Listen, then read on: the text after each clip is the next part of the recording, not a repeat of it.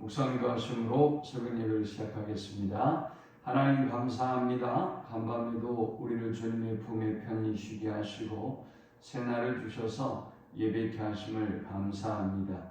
오직 주만 높이고 경배하는 하루가 되게 하시고 임마누엘 주님과 동행하는 하루가 되도록 인도해 주옵소서. 오늘도 목자 되신 하나님이 주의 지팡이와 막대기로 우리를 인도하시며 보호하심을 누리는 하루가 되게 하시고 오직 주님의 인도하심에 내 산이 넘치나이다, 내게 부족함이 없습니다 라고 고백하는 한날이 되도록 인도해 주옵소서.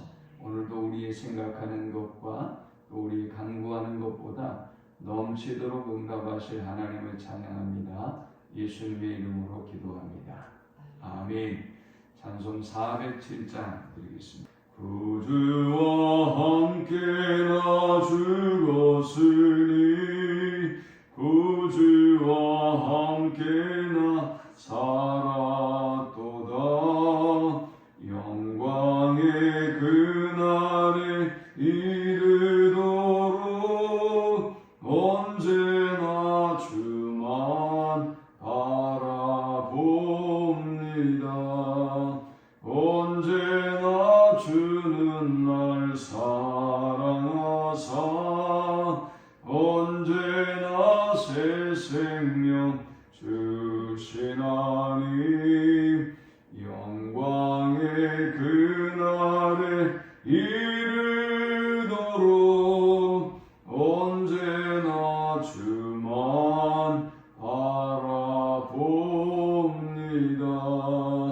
마음속에 시험을 받을 때와 무거운 근심이 있을 때에 주께서 그때도 같이 하사 언제나 나를 도와주시네. 언제나 주는 날 사랑하사 언제나 새 생명 주시나니 영광의 그날에 이르도록 언제나 주만 바라봅니다. 뼈아픈 눈물을 흘릴 때와 쓰라린 마음으로 단식할 때 주께서 그때도 같이 하사 언제나 나를 생각하시네.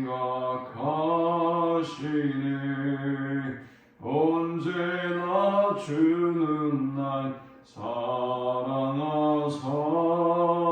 언제나 새 생명 주시나니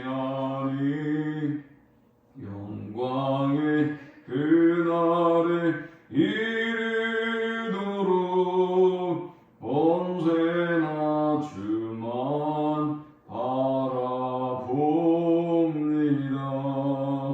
내 몸의 약함을 아시는 주, 못 고칠 질병이 아주 없네. 괴로운 날이나 기쁜 때나 언제나 나와 함께 계시네. 언제나 주는 날 사랑하사 언제나 새 생명 주시나니 영광의 그날에 이르도록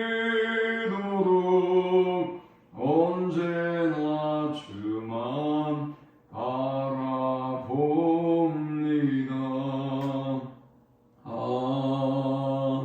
아멘.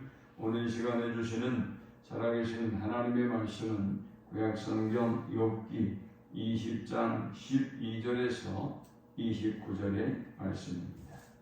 욥기 20장 12절에서 29절의 말씀 우리 한 목소리로 합독합니다. 그는 비록 악을 달게 여겨 혀 밑에 감추며 아껴서 버리지 아니하고 입 천장에 물고 있을지라도 그의 음식이 창자 속에서 변하여 뱃속에서 독사의 쓸개가 되느니라. 그가 재물을 삼켰을지라도 토할 것은 하나님이 그의 배에서 도로 나오게 하심이니 그는 독사의 독을 빨며 뱀의 혀에 죽을 것이라. 그는 강 곧 꿀과 엉긴 젖이 흐르는 강을 보지 못할 것이요 수고하여 얻은 것을 삼키지 못하고 돌려주며 매매하여 얻은 재물로 즐거움을 삼지 못하리니 이는 그가 가난한 자를 학대하고 버렸으며 자기가 세우지 않은 집을 빼앗음이니라. 그는 마음의 평안을 알지 못하니 그가 기뻐하는 것을 하나도 보존하지 못하겠고 남기는 것이 없이 모두 먹이니 그런즉 그 행복이 오래가지 못할 것이라. 풍족할 때에도 괴로움이 이르리니 모든 재난을 주는 자의 손이 그에게 임하리라. 그가 배를 불리려 할 때에 하나님이 맹렬한 진노를 내리시니 음식을 먹을 때 그의 위에 비같이 쏟으시리라. 그가 철병거를 피할 때에는 놋 화살을 쏘아 꿰뚫을 것이요 몸에서 그의 화살을 빼낸즉 번쩍번쩍하는 촉이 그의 쓸개에서 나오고 큰 두려움이 그에게 닥치느니라. 큰 어둠이 그를 위하여 예비되어 있고 사람이 피우지 않은 불이 그를 멸하며 그 장막에 남은 것을 해치리라. 하늘이 그의 죄악을 드러낼 것이요 땅이 그를 대항하여 일어날 것인즉 그의 가산이 떠나가며 하나님의 진노의 날에 끌려가리라. 이는 악인이 하나님께 받을 분깃이요 하나님이 그에게 정하신 기업이니라. 아멘. 욥은 친구들로부터 조언을 듣지만 그 조언이 자신에게 더 큰 고통과 아픔으로 와닿는 걸 보면서 19장에 그 친구들을 향하여 말하기를 내 마음을 괴롭히는 자들이다. 나를 짓부수는 자들이다.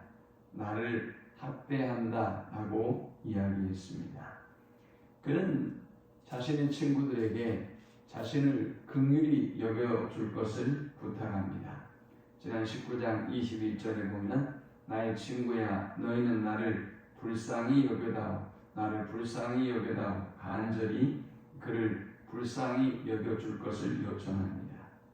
또 그는 너무나 억울해서 23절과 24절에 보면 그의 말이 책에 기록되고 또 철필과 납으로 영원히 돌에 새겨져서 지금은 모두가 그의 말을 들어주지도 그를 믿지도 않지만 그의 이야기가 그의 사실이 진리가 밝혀질 때가 오기를 간절히 열망하고 또 그 억울함을 토해냈습니다.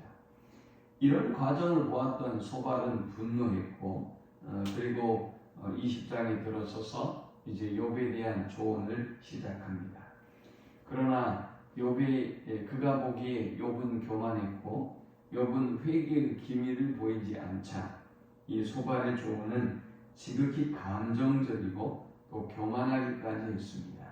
그는 3절에 보면 자신의 슬기를 욥에게 오히려 자랑합니다. 물론 자신의 조언을 듣게 하기 위함이었지만 어느새 친구를 위한 조언은 자기의 자랑으로 변해버렸습니다. 또 자신이 전례로 알고 있었던 4절에 예로부터 알고 있었던 배워왔던 진리와 성경의 지식을 동원해서 이제 욥에게 조언을 시작합니다. 오늘 이 욥의 조언을 보면서 우리는 세 가지 영적 교훈을 얻을 수 있습니다. 이 본문이 주는 첫 번째 영적 교훈은 죄악의 결과는 사망이요 심판이다 라는 것입니다. 하나님께서 이 죄악을 심판하실 때 어떻게 하시느냐 12절에서 14절에 보면 음식을 먹는 식도락가에 대해서 비유하고 있습니다. 맛있는 음식을 좋아하는 사람이 그 음식을 달게 여겨서 혀 밑에 감춘다. 이 말은 맛을 음미한다는 것이지요. 그러나 그 음식이 창자 속에 들어가는 변에서 뱃속에서 독사의 쓸개가 되어서 결국은 16절에 죽게 될 것이다 라고 말씀하고 있습니다. 죄는 우리가 입에서는 달지만 결국은 그를 죽이는 결과를, 그를 심판에 이르게 하는 결과를 가져온다 라고 조언하고 있습니다. 또 23절에 보면 그가 배를 불리려 할 때에 하나님이 맹렬한 진노를 내리시니 음식을 먹을 때에 그의 위에 비같이 쏟으시리라. 하나님이 악인들에게 진노를 비같이 쏟으시는데 24절에는 보니까 마치 전장의 장수처럼 악인들을 심판하신다라고 말씀하고 있습니다. 그래서 철병기를 피하면 화살을 쏘고, 그리고 또 큰 어둠이 그에게 임하고 26절에, 그리고 26절에 불이 그를 멸하여 했습니다. 악인에게는 하나님이 반드시 진노로 심판으로 보상하겠다라고 말씀합니다. 또 29절에 보니까 이는 악인이 하나님께 받을 분깃이요 하나님이 그에게 정하신 기업이니라 했습니다. 그러므로 우리는 악인들을 부러워해서는 안 되겠습니다. 그들의 결과는 사망이요 심판뿐임을 알고 오히려 그들을 불쌍히 여기고 또 그들을 위해서 깨어 기도하는 삶을 살아가는 우리 모두가 되실 수 있기를 축원합니다. 두 번째 우리가 이 본문을 통해 얻을 수 있는 영적 교훈은 악인에게는 평안이 없고 그의 행복은 오래가지 못한다라는 것입니다. 17절에 보니까 그는 강 곧 꿀과 엉긴 젖이 흐르는 강을 보지 못할 것이요 라고 했는데, 이 말씀은 젖과 꿀이 흐르는 땅 가나안을 상징하는 것 같아요. 결국 악인들은 좋은 결과를 보지 못한다는 것입니다. 열매를 거두지 못한다는 것입니다. 그들이 그렇게 되는 이유는 뭘까요? 18절에 수고하여 얻은 것을 삼키지 못하고 돌려주며 매매하여 얻은 재물로 즐거움을 삼지 못하니, 결국은 악인들은 19절에 가난한 자를 학대하고, 그리고 어떤 그들이 부와 명성과 영광을 누렸지만 결국에는 그것을 누리지 못한다는 것입니다. 20절에는 평안이 없고 그리고 기뻐하는 것을 하나도 보존하지 못한다 했습니다. 이미 어떤 그 악한 재물들을 벌어들이는 과정에서 이들은 악한 일을 저질렀기 때문에 그 많은 재물을 가지고도 평안이 없는 것입니다. 누릴 수가 없는 것입니다. 그리고 또 한 가지 문제는 20절에 하나도 보존하지 못하겠고 했는데 악인들은 보존할 수가 없는 것입니다. 믿음의 사람들은 주시니도 여호와시요 취하시니도 여호와시라는 고백으로 항상 감사하며 하나님께 영광을 돌리는 삶을 살지만, 또 이 물질과 부와 건강도 하나님이 보존해 주시기를 우리가 맡기고 의지하고 하나님을 의뢰하며 살기 때문에 그들은 평안함이 있고 하나님이 지켜주시지만, 그러나 악인들은 그 물질을 획득하는 과정 또 보존하는 일까지 자신이 악한 생각과 악한 마음으로 하고 또 교만한 마음으로 지키려고 하니 이것을 지켜낼 수가 없어서 날마다 불안할 뿐이라는 것이죠. 그래서 21절에 보니까 남기는 것이 없이 모두 먹으니 그런즉 그 행복이 오래가지 못할 것이라 했습니다. 악인들의 행복은 오래가지 못한다. 악인들에게는 평안도 없고 그의 행복은 오래가지 못한다 라고 소발이 말씀하고 있는데, 이것은 성경의 진리이기도 하고 또 역사의 진리이기도 하지요. 자, 그러므로 우리는 악인들의 형통을 부러워하지 말아야 할 것입니다. 그들을 오히려 긍휼히 여기고 불쌍히 여기고 또 기도하는 삶을 살아야 할 것입니다. 또 복음을 증거하고 진리를 전파하는 삶을 살아야 하겠습니다. 마지막 세 번째 우리가 이 본문을 통해 얻을 수 있는 영적 교훈은 편견과 오해와 분노가 진리를 가리우지 못하게 하라라는 것입니다. 자, 소발이 전하는 메시지는 다소 분노에 차 있습니다.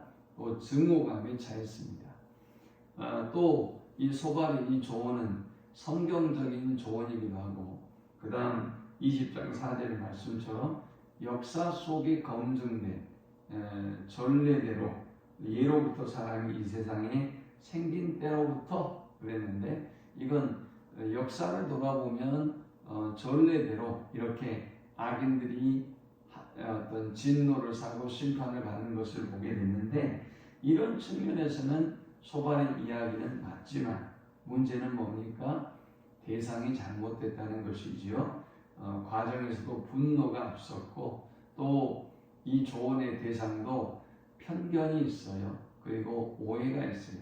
여기에 대한 편견과 오해가 성경적인 진리이긴 하고 역사적인 진리이기는 한데, 문제는 대상을 적용하기 함에 있어서 잘못되었고, 또 방법도 분노로 가득 차서 이제는 자존심 싸움이 되고, 오히려 욥의 고통과 아픔은 안중에도 없고 더 큰 상처와 아픔을 주는 모습으로 감정적인 싸움으로 변해가고 있단 말이죠. 그러므로 우리가 고통받는 사람을 바라보면 진리를 전하는 것은 너무 당연한 일이고요. 왜? 암 환자는 암이라고 이야기해야 살든지 죽든지 할 거 아니겠습니까? 일단 진리를 선포하는 것은 맞는 것입니다. 그러나 문제는 이 진리를 선포하는 과정에 있어서 대상이 옳은지, 또 혹은 내가 편견과 오해와 혹은 잘못된 어떤 정죄와 또 어떤 감정에 사로잡히고 있지는 않는지, 우리는 우리 자신을 끊임없이 돌아보고 영혼을 사랑하는 마음으로 하나님의 말씀을 전하는 우리 모두가 되어야 할 줄 믿습니다. 하나님 감사합니다. 귀한 말씀을 통해서 은혜 받고 깨닫습니다. 주신 말씀대로 하나님을 경외하는 저들이 되게 하시고 영혼을 불쌍히 여기는 저희들이 되게 하셔서 진리의 말씀을 담대하게 선포하고, 또 선포된 그 진리의 말씀을 통해서 영혼들이 하나님을 만나고 회개하고 돌아오는 역사가 임하게 하여 주시옵소서. 하나님, 혹이 또 우리가 진리의 말씀을 전할 때 우리의 편견과 오해와 분노의 감정에 사로잡히지 아니하도록 하나님 우리를 붙잡아 주시고 인도하여 주옵소서. 예수님의 이름으로 기도합니다. 아멘. 지금은 우리 주 예수 그리스도의 크신 은혜와 성부 하나님의 극진한 사랑과 성령의 인도 보교통 충만케 하심, 영혼을 사랑하고 또 진리를 사랑하고 진리를 선포함으로 모든 영혼들을 주의 말씀으로 위로하고 돌아오게 하기를 소망하는 모든 주의 백성들의 머리 위에 이제로부터 영원토록 함께 있을지어다. 아멘.